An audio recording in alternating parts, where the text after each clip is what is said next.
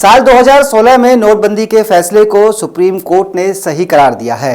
58 अलग अलग याचिकाओं पर सुनवाई करते हुए कोर्ट ने 4-1 के बहुमत से फैसला केंद्र सरकार के पक्ष में दिया है। हालांकि केंद्र सरकार ने भी सुप्रीम कोर्ट के सामने अपना जवाब देते हुए कहा था कि काले धन पर चोट और आतंकवाद पर लगाम लगाने के लिए नोटबंदी जैसा कड़ा फैसला लेना पड़ा था। आपको बता दें कि 2016 में केंद्र सरकार के एक फैसले के बाद 1000 और 500 के नोट चलन से बाहर हो गए थे और इसी के खिलाफ सुप्रीम कोर्ट में 58 अलग अलग याचिकाएं दाखिल थी। इन याचिकाओं पर आज सुप्रीम कोर्ट ने अपना फैसला सुनाते हुए कहा कि ये फैसला सरकार ने देश के हित में लिया था। ऐसे में अतीत में जाकर जो कुछ हुआ उस पर अब आगे कुछ कह पाना या कुछ कर पाना सही नहीं होगा। हालांकि सुप्रीम कोर्ट में बहुमत का आंकड़ा 4-1 का रहा। आज आपको सुनाते हैं कि कोर्ट ने आज फैसला सुनाते हुए क्या कुछ कहा। सुप्रीम कोर्ट ने फैसला सुनाते हुए केंद्र सरकार के 2016 में 500 और 1000 रुपए के नोटों को बंद करने के फैसले को बरकरार रखा है।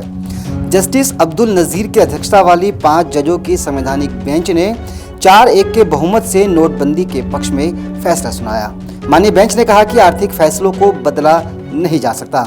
वहीं जस्टिस बी नागरत्ना ने कहा कि मैं साथी जजों से सहमत हूं, लेकिन मेरे तर्क अलग हैं। जस्टिस नागरत्ना ने कहा कि नोटबंदी की शुरुआत कानून के विपरीत और गैर कानूनी शक्ति का इस्तेमाल था।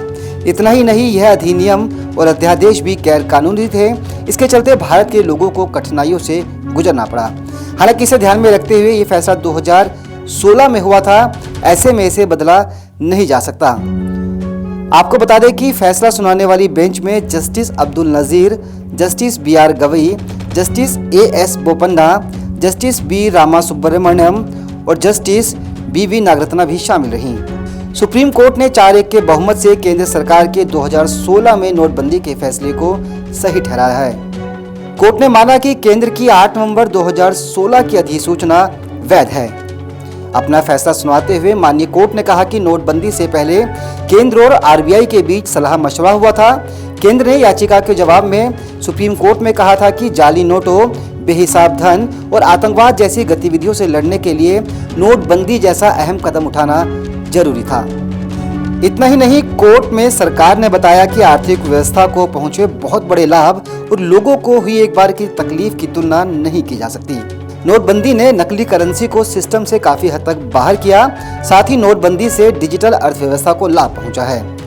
तो वहीं RBI ने भी कोर्ट में अपनी दलील देते हुए कहा कि लोगों को पैसे बदलने के कई मौके दिए गए थे, जिसका लोगों ने लाभ भी उठाया है।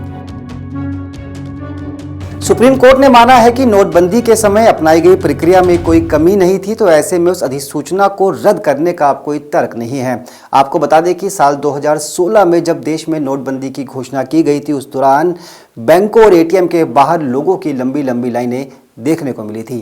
फिलहाल इस पेशकश में इतना ही। मुझे दीजिए इजाजत। नमस्कार।